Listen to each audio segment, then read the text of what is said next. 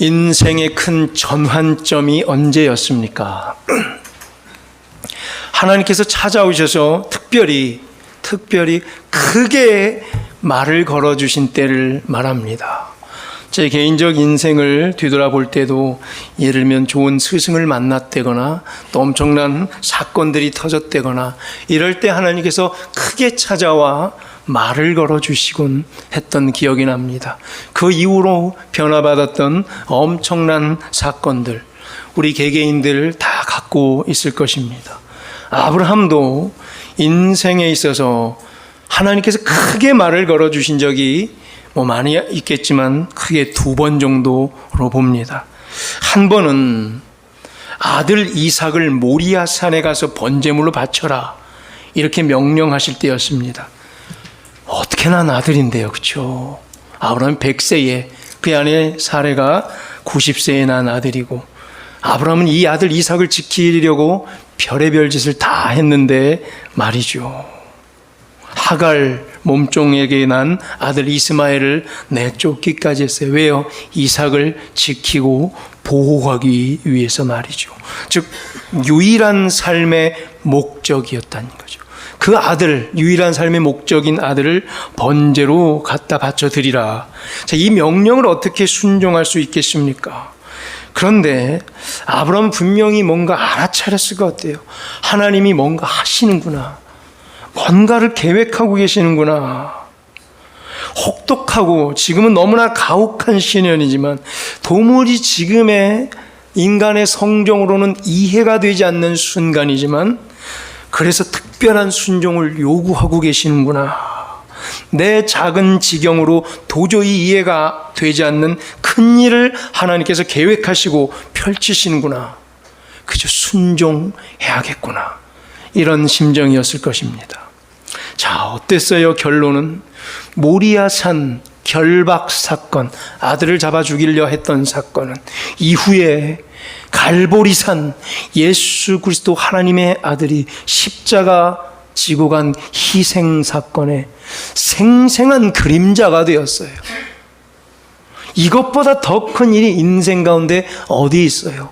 아브라함이 순종했던 그 순간, 모리아 산에 올라가 아들 이삭을 결박하고 칼로 찌르려 했던 그 순간, 이것은 이후에 이런 엄청난 구속사의 획을 긋는 가장 큰 사건, 예수 그리스도 십자가 희생 사건의 모체가 된 거예요. 이런 한 획이 인간에게 그어질 때 아브라함은 이게 감당이 됐겠습니까? 이 순간에 뭘 이해를 했겠습니까? 그저 말없이 순종하는 것밖에 답이 없는 인생의 역사의 순간이 우리 개개인에게 있을 수 있어요. 아무리 분석하고 따지고 이런 일이 왜 생겨요라고 말해봤자 소용이에요. 하나님께서 내가 배웠던 환경을 초월해서 크게 대화를 요청하고 계시는 순간이기 때문입니다. 아브라함 그 인생에서 하나님께서 또 크게 말을 걸어주신 사건, 바로 오늘 본문이에요. 12장. 아브라함이 처음으로 하나님께 부르심 받았을 때입니다. 아브라함 어찌 이 순간을 잊었겠습니까? 창세기 12장의 1절과 2절의 이 명령을 어찌 잊을 수 있겠습니까? 죽을 때까지 아브라함은 이 한 줄의 명령만을 귓가에 되새기며 평생 살았을 것입니다. 고향과 친척과 아버지의 집을 떠나라. 그리고 내가 너에게 보여줄 땅으로 가라. 너는 복이 될지라. 모든 것을 다 내려놓고 하나님의 음성, 들려진 하나님의 명령 따라 인생을 내던진 순간이 오늘 12장이에요. 하나님께서는 인류 역사에, 혹 나라의 운명에, 혹은 개인의 가정에 중요한 결정 앞에 개입하세요. 개입하시면서 크게 말을 걸고 계신 거예요, 지금. 우리가 만난 어떤 사건, 만남들, 결혼일 수도 있고요. 첫 만남, 혹은 엄청나게 터진 큰 사건 앞에서 우린 귀담아 들어요. 하나님께서 뭔가 크게 나랑 대화를 요청하고 계시는구나. 아브라함에게는 이렇게 말을 걸어왔네요. 12장 1절에 바요멜 아도나이 엘 아브람. 두 번만 더 해볼게요. 바요멜 아도나이 엘 아브람. 바요멜 아도나이 엘 아브람. 바요멜 아마르예요. 대화를 걸었단 얘기예요. 대화하자 아브라함아. 난 한번 대화해볼까? 대화는 누가요? 동사가 대화예요. 대화하자는 얘기예요. 그 이후로 성경이라는 엄청난 히브리 백성의 민족의 역사들이 동사로 쫙 이 책을 완성시키는 이 대화가 시작되는 거예요. 바요멜, 대화하자. 누가 대화를 요구해요? 아도나이가. 여호와라고 적혀 있는데 우리는 여호와 이름을 부르지 못해서 이걸 아도나이라고 했습니다. 아도나이가 누구에게? 엘 아브람, 아브람에게 대화를 요청했어요. 이제 대화해야 되는 거예요. 하나님께 응답해야 되는 거예요. 아브라함이 하나님과 대화하는 가운데에 응답하며 인생의 행진을 이렇게 시작하는 이 오늘 귀한 본문을 깊게 묵상하는 가운데에 우리 모두의 인생의 행진의 방향이 점검받기를 소망합니다. 우리가 가고 있는 인생의 방향을 체크업해 봅시다. 그리고 가고 있는 이 방향이 하나님 역사의 방향이 되기를 주의 이름으로 간절히 축원합니다. 오늘 하나님께서 아브라함에게 먼저 말을 걸어주십니다. 때로는 하나님께서 말을 걸어주실 때 하나님을 잘 믿고 기도하고 있는 중에 말을 걸어주실 때가 있어요. 이를 얼마나 감사해요. 특별히 새벽 기도에 나와가지고 주여 이렇게 기도하고 있는데 하나님이 딱 나타나셔서 말을 걸어줄 때 그렇지 주여 내가 여기 있습니다 라고 이렇게 대화를 잘 이끌어갈 수가 있어요. 행복한 순간이죠. 그런데 때로는 하나님을 멀리 떠나 있거나 도망치거나 얼굴을 피해 있을 때 어디 숨어 있을 때 말을 걸어주실 때가 있어요. 창조주 하나님께서 먼저 말을 걸어주세요. 아무리 피하려고 해도 말 걸어주세요. 때로는 우리가 간절히 요청하고 간구하고 그 이전에 이런 식으로 개개인에게 역사에 개입하셔서 말을 걸어주신다는 거예요. 가족 중에 자녀 중에 또 믿음이 어려운 형편에 도망가 있거나 어딘가 숨어 있거나 얼굴을 피해 있는 가족들이 있습니까? 근데 하나님께서는요 그냥 확 다가가서 말 걸어주실 때가 있어요. 그럼 신앙의 연수와 상관없어요.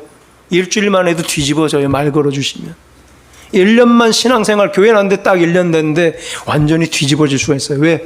말 걸어주셨고 응답했고 시선 맞췄고 만나서 그 방향을 향해 가기 때문에 뒤집어지는 거예요. 30년 지났는데 아무 말 걸어줌이 없어요. 크게 그냥 계속 이대로 가는 거예요. 대화한 적도 없어요. 하나님과. 하나님이 오늘 말 걸어주실 때에 여러분 도망가도 상관없어요. 얼굴 피해도 상관없어요. 하나님께서 말 걸어주는 이 현장에 나는 누구인가 발견해 보세요. 아브라함처럼 말이죠. 아브라함은요 그의 아비의 이름이 뭐였어요? 데라였어요. 데라와 함께 어디서 살았냐면 갈대아 우르에서 살았어요. 거긴 뭐 하는 곳이에요? 우상 숭배하는 곳이에요. 직업이 뭐예요? 우상 조각 만들고 우상 형상 금으로 부어 붓고 만들어서 파는 사람들이, 우상을 만들어 파는 사람들, 이방신을 섬기며 살던 사람들이 데라와 아브라함이었다는 얘기예요. 바벨탑 사건 우리 지난주에 들었죠.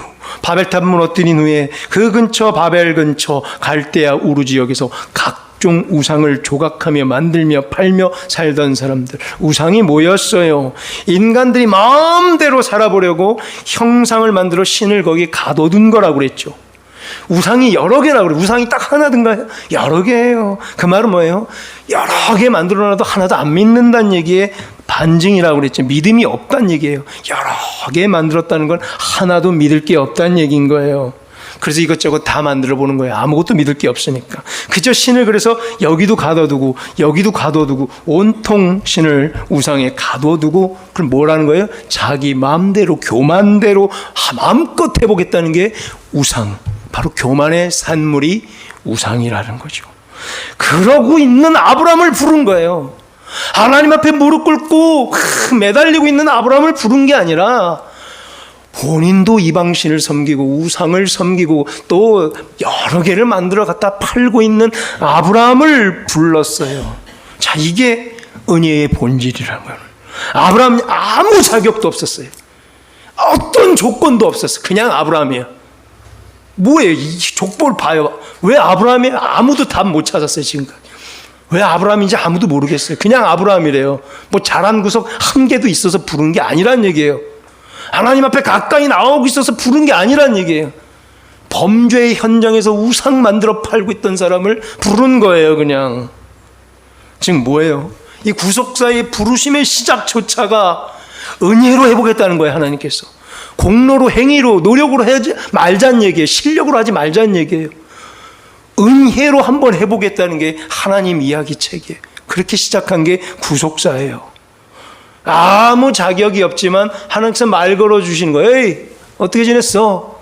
말 걸어주시는 거예요. 아무 자격이 없는 자를. 이게 은혜예요. 히브리 민족의 시작은 그래서 은혜로 시작된 것이에요. 하나님께서 그저 찾아오셔서 구원에 관한 이야기를 먼저 꺼내신 거예요. 창세기 그 바로 앞에 있는 11장 31절과 32절을 보면요, 아브라함의 아비였어요. 아브라함이 아니에요. 데라. 그 아비가, 데라가 무슨 영문인지는 모르나 갈대아 우르를 떠나 가나안 땅으로 가고자 했다고 나오고 있어요. 31절에 갈대아인의 우르를 떠나 가나안으로 가고자 한다. 데라가 왜 갈대아 우르를 떠나려 했는지는 알 수 없어요. 아무도 알 수 없어요. 그리고 왜 그가 가나안 땅으로 들어가려 했는지도 알 수 없어요. 그런데 나갔던 시점과 최종 들어가야 될 시점이 누구에게 들려진 거예요? 데라예요. 아브라함이 받은 게 아니에요. 데라가 받은 거죠. 그리고 그는 그 중간 지점인 하란 땅에 잠시 머무는 가운데 죽었어요. 하란 땅에서 죽었어요. 중요한 것은 아무튼 데라는 모든 가족을 갈대우르에서 탈출시켜서 데리고 나왔어요. 여기까지 데라가 한 일이에요. 뭐예요? 죄의 상징, 우상덩어리, 죄. 여기로부터 탈출시켰어요. 그리고 히브리 민족을 시작한 게 데라예요. 자, 여기 중간 지점 하란 땅. 여기서 아비데라는 죽고 아브라함이 오늘 하나님과 만나고 있는 장면입니다. 하나님께서는 아브라함에게 찾아와 오늘 그래서 크게 말을 걸고 계신 거예요. 데라가 중간에 죽었지만 아브라함 아들 중에 아브라함을 들어서 그 길을 계속 가라 하신 거예요. 아비데라가 받았던 비전을 계속 이어가라는 말씀으로 들리는 거예요. 자, 하나는 뭐예요? 떠나는 것이었고 또 하나는 들어가는 것이었어요. 데라는 떠났고 아브라함은 들어갔어요. 둘이 나눠서 했어요. 12장 1절에 고향과 친척과 아버지의 집을 떠나라 또 하십니다. 자, 그러면은 고향과 친척 그리고 아비의 집은 어디죠? 고향, 친척, 아버지의 집 어디예요? 하란 땅이에요? 갈대우르예요? 갈대우르예요. 하란에 뭐가 있어요? 하란은 잠시 들린 곳이에요. 이렇게 지나가다가 잠시 쉬어서 거기 너무 살기가 좋으니까 비옥한 초승달 지역 너무나 물이 맑고 좋아서 거기서 잠시 쉬고 가는 잠깐 정차했던 곳, 거기는 가족과 고향과 친척과 아비의 집이 아니에요. 갈대아 우르를 떠난 거예요. 그게 바로 고향, 친척, 아비 집. 여기를 떠나라는 말. 더 이상 뭐예요? 이건 우상 천지 속에서 우상의 형상을 부어 만들고 살지 말아라. 하나님께서 계획하시고 설계하신 히브리 민족을 통한, 하필 여러 민족이 있는데 에벨의 후손들, 저 위에 족보 있죠? 11장에 에벨부터 시작해서 에벨의 아들 그저 벨렉과 욕단이 나눠졌는데 에벨, 벨렉으로 통해서 데라까지 오는 거예요. 그리고 아브라함이에요. 이유는 몰라요. 그 에벨이 바뀌어서 에벨의 후손, 그 중에 나뉘어졌지만 에벨의 후손을 이어간 에벨, 히브리, 에베르, 이브리, 헤베, 히브리가 된 거예요.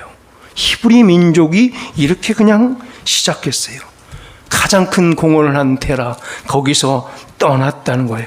우상 천지에서 떠났던 테라의 귀한 일.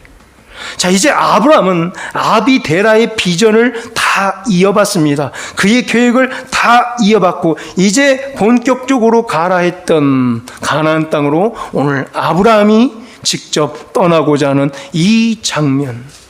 아브라함은 오늘 하란 땅을 떠남으로 하나님께서 처음 명령하신 민족의 대사명을 이어받고 있는 거예요. 갈대우로 떠났어요, 데라가. 근데 여기서 죽고 말았어요, 중간 지점에서. 그럼 여기서 끝날 수가 있었어요. 그래서 여기 다시 한번 또 떠나는 거예요, 아브라함이. 하란에서 떠나서. 그 떠나라는 명령을 계승받아서 이 아들 아브라함이 오늘 발걸음을 시작하고 있는 거예요. 바로 여기서 구속의 역사에 동참하고 있는 현장이 발생되는 거예요.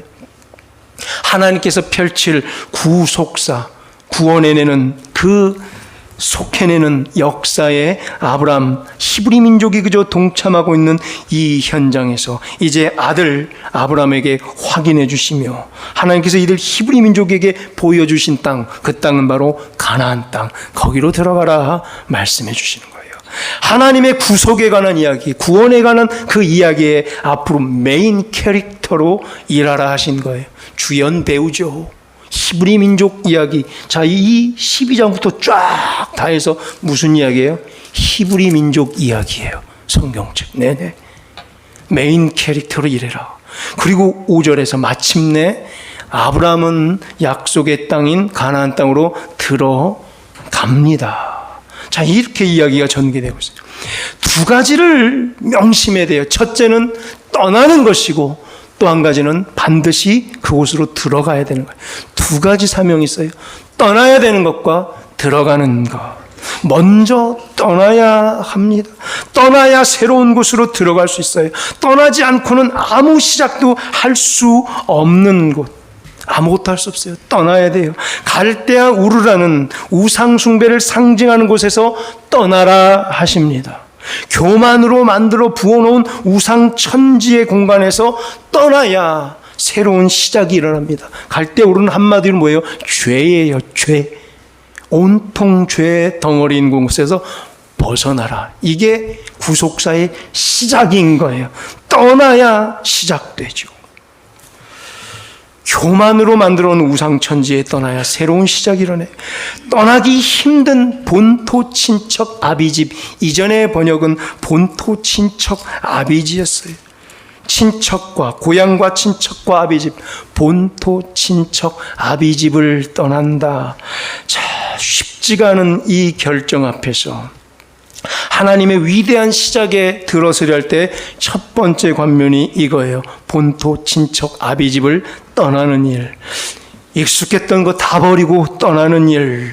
지금까지 어떻게 읽어오는 건데 떠나는 일. 기존의 모든 방식과 단절하는 일. 이미 익숙해진 상태와 끊는 일. 의지할 대상이 너무나 많은데 거기와 철저한 단절을 해야 되는 떠나는 길.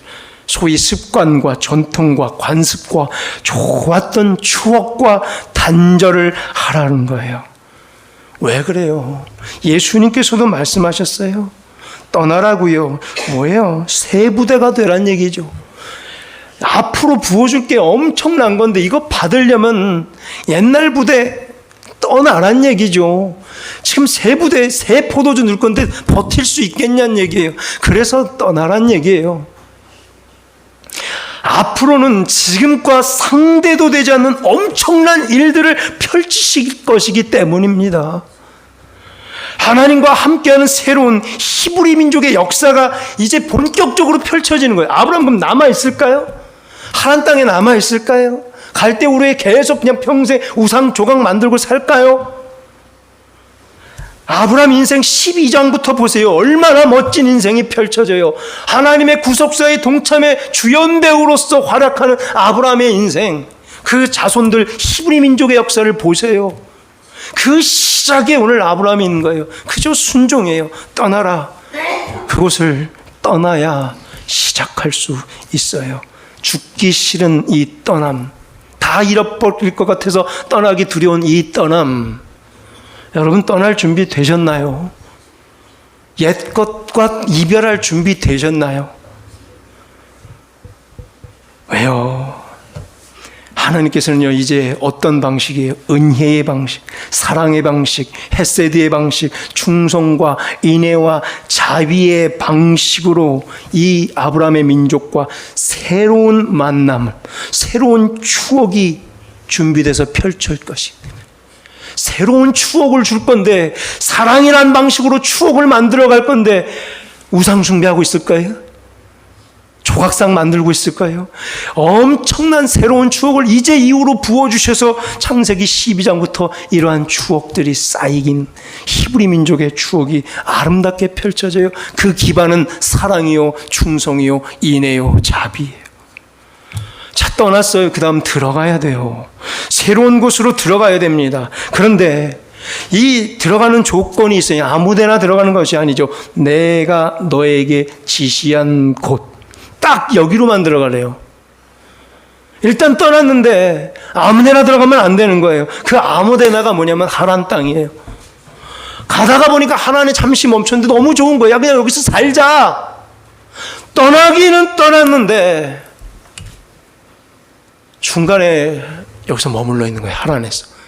아직 가보지도 않아. 진짜 기독교가 펼쳐질 가나안 땅으로 가야 되는데 출발은 멋지겠어요. 우상과 이별하고 죄악과 단절한 채 회개 기도를 통해서 출발을 했어요. 멋지게 떠났는데 이상하게 한국 기독교가 하나안 땅에 머물러 있는 거예요. 왜요? 먹고 살기 좋으니까.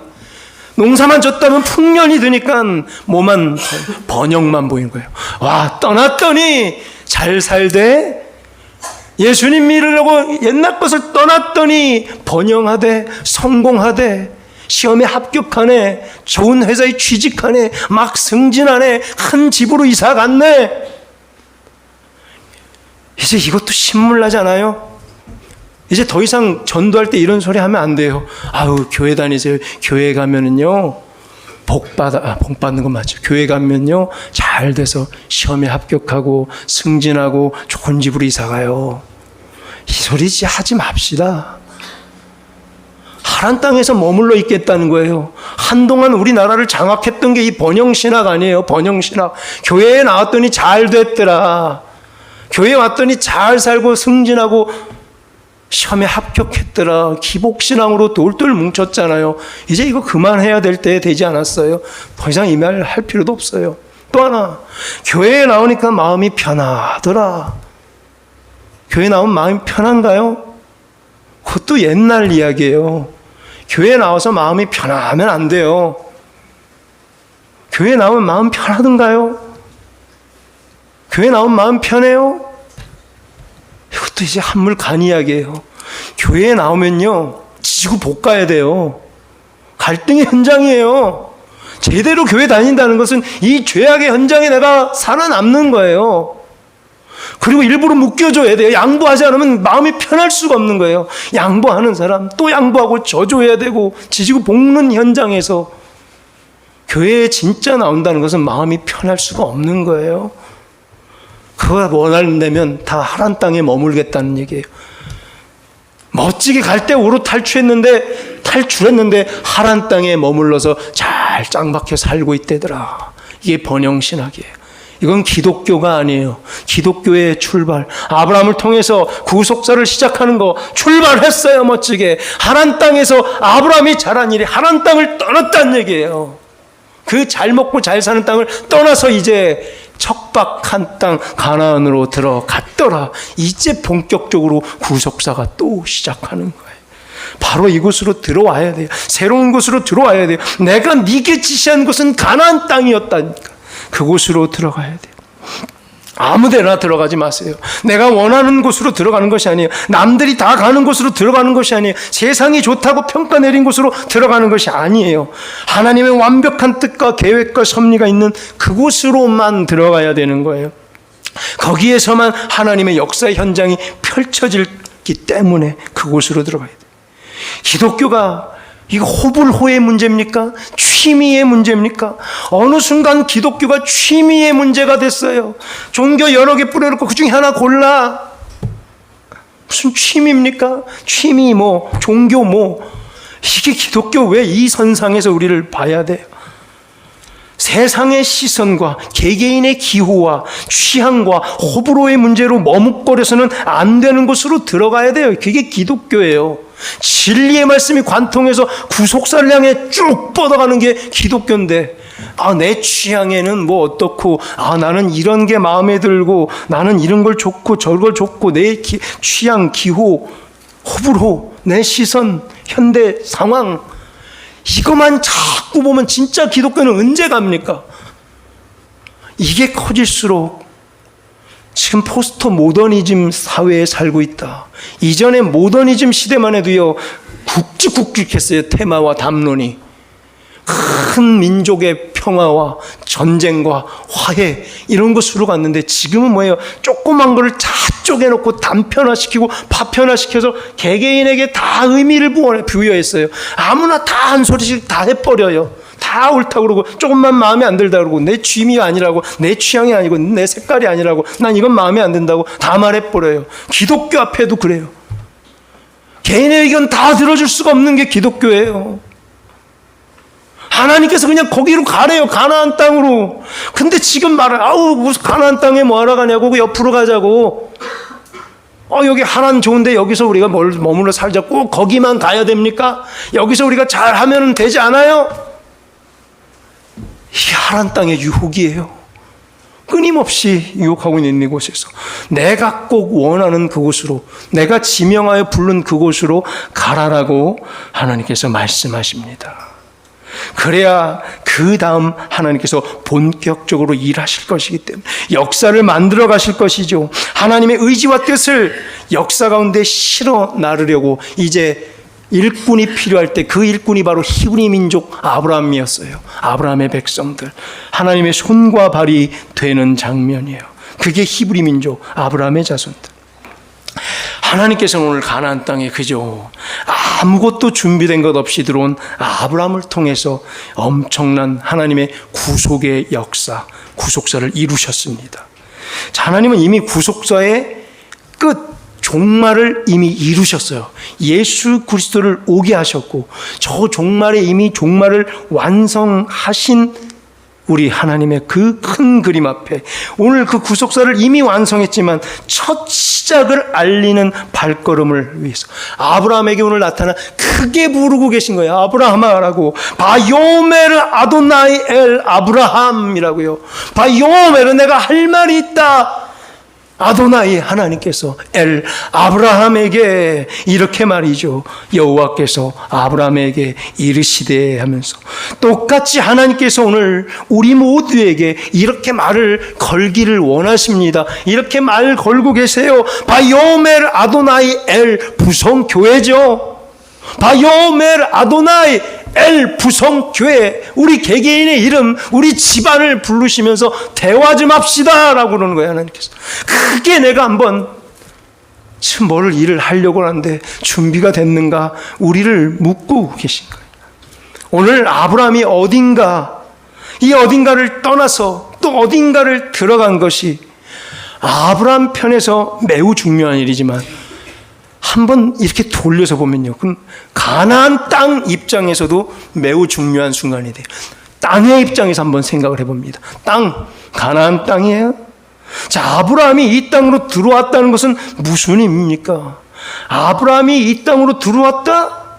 가나안 땅 입장에서 아브라함 사람이 이 땅으로 들어왔다. 근데 아브라함이 누구예요? 아브라함 이퀄 뭐래요? 복이래요. 그게 창세기 12장 2절이에요. 너는 복이 될지라. 이게 뭐냐면 너 아브라함 이퀄 복, 너는 복이다, 이런 명제예요. 아브라함이 복이래요. 사람이 복 그 자체래요. 즉 아브라함이 들어왔다는 건 뭐죠? 그럼 복이 굴러 들어왔다는 얘기죠. 그 땅에 복덩어리가 굴러 들어왔기 때문에 그 땅의 입장에서도 매우 중요한 순간이 돼요. 우리 그러죠. 그래서 시집장가 잘 갈 때, 아이고 복덩어리가 들어왔어 우리 집에. 며느리 잘 들어와 보세요. 뭐라 그래요? 아이고 우리 집에 복덩어리가 들어왔어. 왜요? 복이 굴러 들어왔기 때문에 매우 중요한 순간. 하나님께서는요 이렇게 아브라함을 2절에서 정의했어요. 너는 이퀄 복. 자, 이게 왜 위대한 장면인지요. 아브라함 때문에 사람을 하나님께서 이렇게 재정의했어요. 옛날에는 어땠죠? 사람에게 이렇게 축복하시면서 사람 이퀄 복이라고 정리했는데, 이게 왜 매우 큰 의의를 갖게 되냐면, 첫사람 아담이라는 사람이 있었죠. 첫 인간, 첫사람 이퀄 뭐였어요? 죄였어요. 첫사람을 어떻게 정했냐면 죄였어요. 아담 이퀄 죄예요. 첫사람 때문에. 근데 아브라함 이퀄 복이 되는 거예요. 자, 아담은 어땠어요? 불순종했고 명령을 거역했고 하나님께서 금지한 것을 따먹은 자의 상징이었어요. 창세기 3장 저 앞부분에 17절에 보게 되면요, 아담에게 이르시되 뭐래요? 내가 네게 먹지 말라 한 나무의 열매를 먹었은즉, 하나님께서 화내고 있는 거죠. 너 그거 먹었어. 내가 네게 먹지 말라고 몇 번을 말했냐. 그 나무를 먹었은즉 뭐래요? 너로 말미암아 저주를 받고, 그 땅이 너 때문에 저주를 받고 너는 평생 수고해서 소산을 먹으라. 땅이 너 때문에 저주를 받았어요. 아담 이퀄 죄, 아담 이퀄 저주였어요. 인간 이퀄 이랬는데, 오늘 아브라함으로 말미암아, 그의 순종으로 말미암아 인간이 뭐로 바뀌는 거예요? 복으로 다시 바뀌고 있어요. 불순종하고 명령을 거역해서 저주가 됐고 인간이 죄가 됐는데, 이제 아브라함 때문에 다시 그의 순종으로 말미암아 떠나고 다시 그곳으로 들어가는 게 왜 그렇게 중요한지를 말하고 있는 거예요. 일단 떠나는 게 왜 이렇게 중요한 순종인지, 그 옛것으로부터 이탈되고 다 끊고 떠날 수 있는 것이 그렇게 복된 길인지, 그리고 예정한 그곳으로 반드시 들어가는 것이 왜 그렇게 복된 일인지, 그것만 갖고 아브라함은 복이라 하셨어요. 너는 복이 될지라. 이는 바로 뭐예요? 회복의 순간이에요. 최초의 인간 아담이 망가뜨려 놓는 모든 인간상이 오늘 아브라함의 순종을 통하여 다시 회복되고 있는 장면이에요. 하나님과 인간의 화해의 순간이 되는 거예요. 너는 복이 될지라. 하나님께서 인생과 인간과 화해하고 있는 거예요. 아담 때문에 다 망가져진 땅덩어리, 네게브라는 쩍쩍 말라 비틀어져 저주받은 땅, 풀 한 폭이 나지 않아 농사를 지을 수 없는 땅이에요. 가나안 땅은 그 저주의 땅의 상징이 가나안 땅이에요. 저 뒤에 보니까 9절에 점점 남방으로 옮겨갔더라. 남방, 여기 남방이라고 이렇게 번역이 되어 있지만 원래 뭐예요? 네게브예요. 다른 성경에 네게브로 옮겨갔더라. 남쪽 지방이 아니에요. 방향이 남쪽일 뿐인데 명칭은 뭐예요? 네게브예요. 점점점 네게브. 무슨 땅? 저주의 땅, 말라 비틀어진 땅, 풀 한 폭이 나지 않는 땅, 쩍쩍 갈라지는 땅, 아담 때문에 다 망그러진 땅에 아브라함이 들어가는 거예요. 복덩어리가 들어가는 거예요. 이제 그럼 그 땅이 어떻게 변하는지를 봐야죠. 12장 뒷부터. 그게 성경 읽기예요. 와, 복덩어리가 하나 굴러 들어오더니 이 땅이 어떻게 바뀌는구나. 여기서 살아있는 사람들이 이렇게 구속사에 동참하여 생명이 연장되어 살아가는구나. 따라서 오늘 아브라함 마침내 가나안에 들어갔다라는 이 5절의 단언, 이 선언은, 이 순간은 하나님의 구속사의 본격적인 시작을 알리는 선언이 되는 거예요. 5절에 가나안 땅으로 들어갔더라. 구속사의 본격적인 시작을 알리는 선언. 구속이란 말 뜻 뭐였어요? 잃어버린 것을 값을 지불하고 도로 찾다예요. 잃어버렸는데 값을 지불하고 도로 찾다가 구속이에요. 한자로는 구원할 구, 속죄할 속이에요. 구속, 영어로 redemption. 이건 무슨 뜻이라고 그랬어요? 하나님이 잃어버린 것 세분화하면, 첫째로 하나님이 뭔가를 잃어버린 것이 있어요. 사람이었죠, 백성이었죠. 두 번째로 그것을 찾기 위해 엄청난 희생을 지불하는 거예요. 예수 그리스도 아들을 희생했죠. 그걸 희생을 보여주려고 오늘 아브라함을 통해서 이삭을 바치는 걸 분명히 보여줘야 돼요. 그걸 아브라함이 해냈어요. 아들의 희생, 독생자를 죽이는 희생을 아브라함이 해냈어요. 세 번째는 뭐예요? 결국 도로 찾아 기뻐하신다. 이게 구속이에요. 첫 번째로 하나님이 잃어버린 것이 계시고, 두 번째로 그것을 찾기 위해 엄청난 희생을 지불하고, 세 번째로 결국 도로 찾아 기뻐하신다가 구속사예요. 그게 구속사예요. 아브라함의 가나안 땅의 입성은 잃어버렸던 백성들에 대한 구속의 서막을 알리는 선포인 것입니다. 이제 말씀 맺습니다. 갈대아 우르라는 우상 숭배의 죄의 상징을 떠나 가나안 땅이라는 은혜의 상징의 방법으로 들어가는 아브라함의 행보를 우리는 묵상했습니다. 죄를 짓고 그 땅에서 도망간 인간 아담이었죠. 죄 짓고 도망간 인간, 이 인간이 다시 복덩어리가 돼서 그 땅으로 굴러 들어오는 거예요. 가나안 땅에 복이 굴러 들어온 것이에요. 척박했던 가나안 땅에 복이 들어와 버리는 거예요. 크리스천 인생은 이래야 되는 거예요.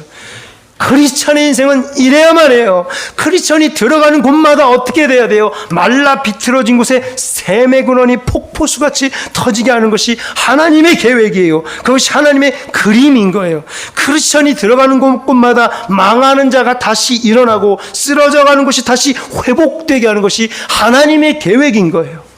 그래서 선교사님들이 가는 곳곳마다 뭐 했어요? 복음 들고 가는 곳곳마다 병원이 생기고, 학교가 생기고, 문명이 발생하고, 죽음이 생명으로 바뀌었고, 다툼과 비난이 양보와 희생으로 바뀌게 되는 거예요. 오늘 아브라함이 들어간 건 그냥 들어간 것이 아니라 인간을 회복시킨 거예요.